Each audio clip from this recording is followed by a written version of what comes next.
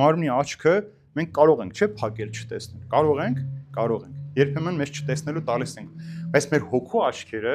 անդադար բաց են։ Հնարավոր չի հոգու աչքերը փակել։ Դրա համար ասում է Աստված նախապես հայտնեց, այսինքն եթե դու ֆիզիկապես չուզեցիր տեսնել այս գեղեցկությունը, չգնահատեցիր, հոգուտ աչքերը գիտեն դրա մասին, գնահատել են։ Դու չես կարող հոգուտ աչքերով ասել, որ չեմ տեսել ու արդարանալ։ Դրա համար Տերը հայտնել է եւ ամեն մարդու մեջ դրել է իր ծննդյան օրից դրված այդ փրկությունը եւ Հովհան Ոսկեբերյան հայրապետն ասում է Աստված իր հայտնությունը մարդու մեջ է դրել իր ծննդյան օրվանից, այսինքն ծնված օրվանից մարդու մեջ դրված է այդ հայտնությունը։ Այդ տեսել եք, չէ՞, նորածին երեխաներին, որ պարկած ժպտում են, ծիծաղում են, չէ՞, այսինքն ում են ծիծաղում։ Իրանք մեզ չեն ճանաչում, չգիտեն, բայց իրենք զրուցում են, իրենք արարչի հետ են զրուցում, հրեշտակների հետ են զրուցում։ Իրենք ճանաչում են, հետո որ մենք մեղքի պատճառով կամ երբ որ մեծանում ենք, այդ ամենը կորցնում ենք։ Ուրեմն ինչ որ հոգին ասում է Աստծո մասին, հնարավոր է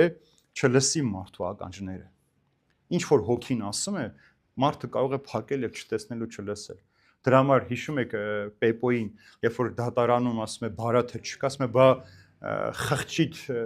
ընդեղ էլ չկա, ասում է ինչ է այդ։ Ասում է խղճիդ մեջ էլ չկա, սրտիդ բարաթի մեջ է, ասենք հո դու գիտես որ ես տվել եմ, հա, չունեմ այսօր այդ փաստը, չունեմ։ Փաստը չկա, թուղթը կորցնում, բայց հո դու գիտես որ ես տվել եմ այդ թուղթը քեզ։ Հիմա Աստված ասում է լավ, ինչ չես տեսնում ֆիզիկական աչքերով, հոգիդ գիտի, հոգիդ ասում է որ ես կամ։ Հոգիդ ասում է որ միայն ուտել խմելու համար չես աշխարհը, միայն մեռնելու համար չի մարդը ծնված, ապրելու համար է ծնված։ Ուրեմն չես կարող խուսափել այդ պատասխանից։